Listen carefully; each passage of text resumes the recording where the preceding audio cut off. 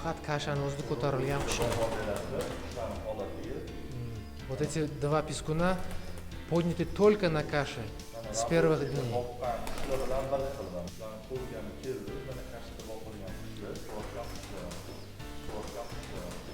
Bular рабочий bilan kasha aralashib boqilgan. Эти уже подняты рабочими из каши.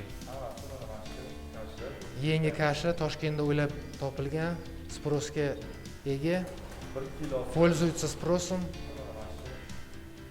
Самое главное, цена хорошая, $12. И качество тоже уже перепробовано многими любителями голубей. Ko'p kaptar ishqibozlari bilan уже ishlatilib, yaxshi ish berayotgan kashalar.